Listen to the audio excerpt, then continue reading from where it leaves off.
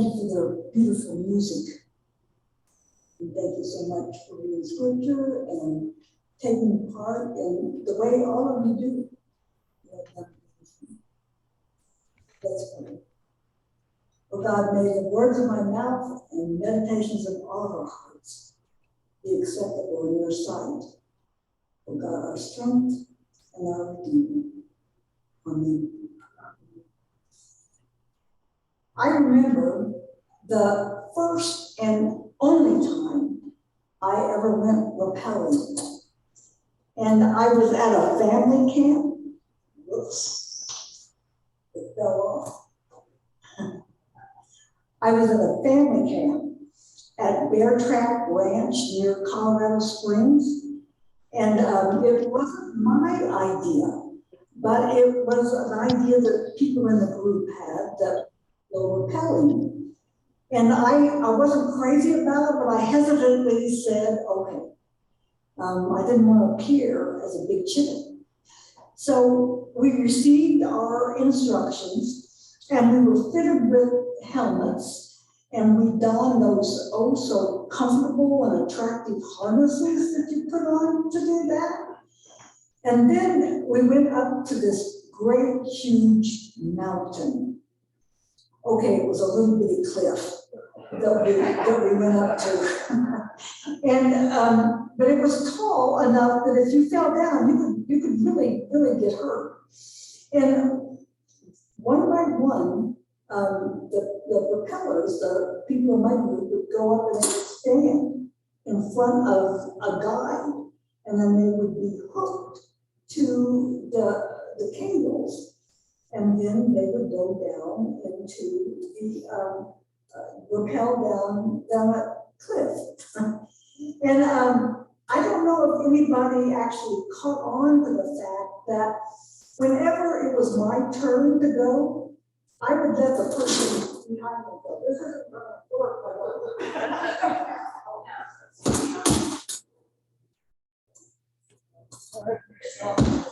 let me just use that. I have too many things that need to go on my ears. And so it doesn't really work very well. Anyway, I would get in the front of the line, and then eventually there would be somebody behind me, so I would say, okay, go ahead, I want to cut on. That I wasn't just being polite like my mother had taught me to be. So anyway, finally, there was no one else. So it was my turn. So I had to step up there, and I stood in front of the guide, and I stood there, and he says, okay, lean back. And I'm thinking, ain't no way. I use poor English when I'm scared. And so I was kind of stalling for time, and I said, I'm afraid of the edge. And then he said these words that I'll never forget. He says, don't think of it as the edge. Think of it as the beginning of your rappel. With that, I was able to feel the support of the cables. I leaned back, and then I started down, letting the rope out slowly at first, and then more quickly. And lo and behold, I was rappelling, and I was enjoying every moment. We all know what fear is. I was scared to death. There was no way I wanted to go down backwards. I was scared to death. We all know what fear is. We all know what it's like to be afraid. We're afraid of a variety of things. Close places, maybe. Fear of heights. Fear of public speaking. Others have fear of failure. Still others might have a fear of disappointing others, fear of change, fear of the new, fear of different. I know that all of you could add to that list of things that you fear. Now, I would imagine that many of you may be feeling just a little fearful and anxious, if you will, right now. Major changes are occurring in your church. Joe, your beloved pastor of 6 years, is no longer here. And I'd like to tell you that I received an email from Joe last night saying that he was praying for all of us today. And that meant a lot to me, and I know that that means a lot to you. And I got to know Joe just a little bit, and I can understand why you would be missing him. So things are beginning to change. Your new pastor is now only quarter-time, and you're going to have to pick up the slack. And all of this and more might be adding up to more than a little fear and anxiousness. And if I'm honest, I have a bit of fear and anxiousness as well. My fears include, but they're not limited to, I'm not a spring chicken anymore. I have this hearing loss that concerns me a lot. I wonder if I'm going to say the right things. Worse, maybe I'll remain silent when I should be speaking up. So these are a few of my fears. But I want to tell you that in spite of my fears, I am so excited to be here. I couldn't wait for this week to come so that I could come and be with you at Cedar Ridge Community United Methodist Church. To tell you the truth, I really thought that I was through serving churches. I retired, I served a couple of churches after that. I was through, but I was wrong. God had other plans for me. I heard about this church from District Superintendent McVicker, and she told me a little bit about all that you have been through, all that you have accomplished, all you are striving to become. And it thrills me. It absolutely thrills me. When I met with your roundtable, that conversation just cemented it for me. What a wonderful group of people serve on your roundtable when you get a chance. Thank them for that. And since that time, I have met Connie and Ralph, whose home that I am now staying in. And I have begun to have a great time with all of you. We had a wonderful time at the potluck party last night. And I am looking forward to getting to know each and every one of you. I'm very excited to be here.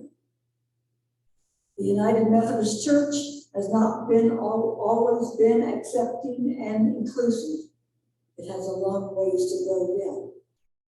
But you have stepped out in faith, making major changes that include everyone, bringing your differences together and celebrating them, communicating honestly, combining your special talents and abilities together to make a difference in your community and in the world. So here you are, willing to rely on God, like cables supporting a propeller, following the example of Jesus Christ. I know that the fear and anxiety that we may be feeling right now probably won't go away easily or quickly. We still have work to do. We haven't arrived. We have important work to do, striving to be the church that God would have us to be. So, what do we do when we have feelings of fear and anxiety and unease? I think that's easy. I think we turn to the scripture. I found so much comfort and hope in the scripture that Mary Emily read so beautifully for us this morning. A little background with this scripture.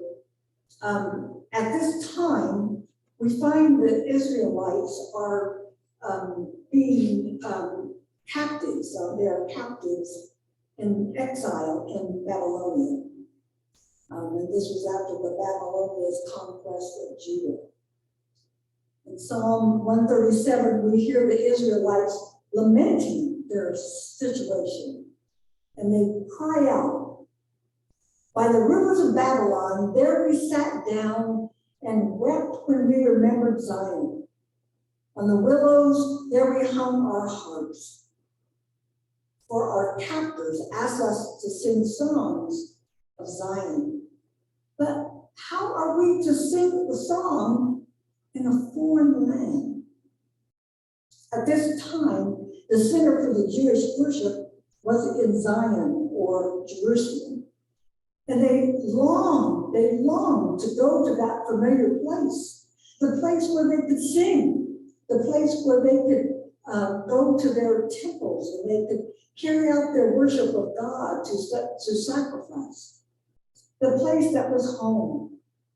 They longed for things to be as they once were. Fearful and anxious, the Israelites longed to go home. But then, in the midst of all of this, the exiled Israelites hear these words from Isaiah 43. "But now thus says the Lord, He who created you, O Jacob, He who formed you, O Israel, do not fear, for I have redeemed you. I have called you by name, and you are mine." And then these words, "When you pass through the waters, I will be with you, and through the rivers, they shall not overwhelm you." In other words, do not be afraid. You have all seen pictures and reports about the flooding in Yellowstone and about the areas around Yellowstone. Rain that would not stop, rivers that overflow their banks to the point that their courses will be forever changed after this. Water that ate away at roads and bridges, destroying anything and everything in their path. This is a picture of waters that have the potential to overwhelm, to take over, to destroy. If that isn't fear producing, I don't know what is. Yet, the scripture reminded the Israelites then, and they remind us today, that even when the waters of life, in other words, the difficulties, the pain, the worries, those things that make us most fearful, when these things threaten to destroy us and even change our courses, God will be with us. Through those difficult times, God will never abandon or forsake us. God will be with us and stay with us. Fear not. This is not the way that things are going to stay. If we work together with God's guidance, things will improve. We can't give up. As these words spoke to the Israelites and exiles centuries ago, these words speak to us today as well. And Isaiah is not the only place that we hear these words of hope and comfort. Over and over again, the message of the Bible is, do not be afraid. In Genesis, God appeared to Abram in a dream telling him, do not be afraid. Have faith, your heirs will be as many as the stars in the sky. And there are numerous examples in the New Testament as well.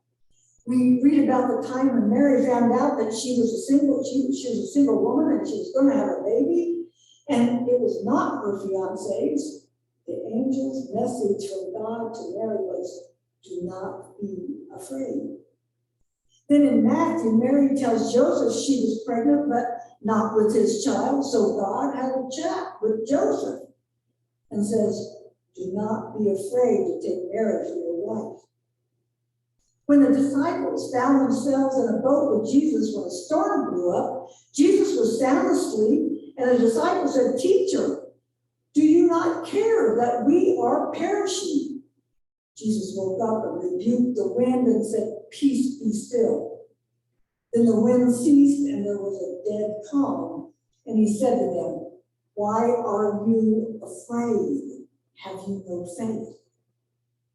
Throughout the Bible, when people of the time were on the edge or the brink of the unknown, on the brink of change, on the brink of challenge, when it appears that indeed there is much to fear, the words of Scripture are adamant.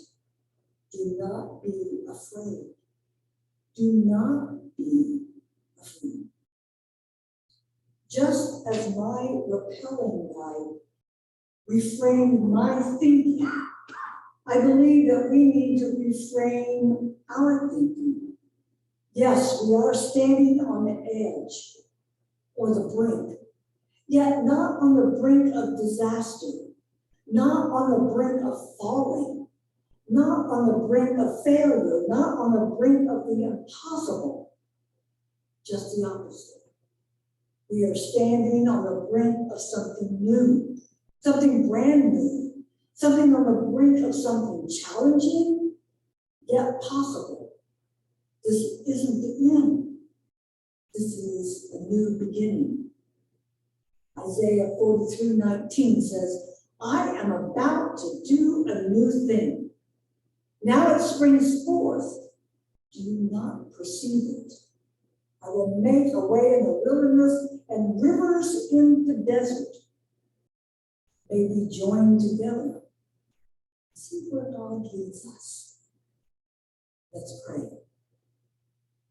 Our God, we are standing on the edge, the brink of something new, and it feels frightening to us.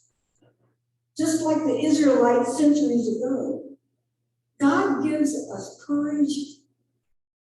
God give us courage to walk through these frightening waters, knowing that you walk beside us, that you will never abandon us. May we lean into your love, allowing you to guide and support us. May it be so. Amen.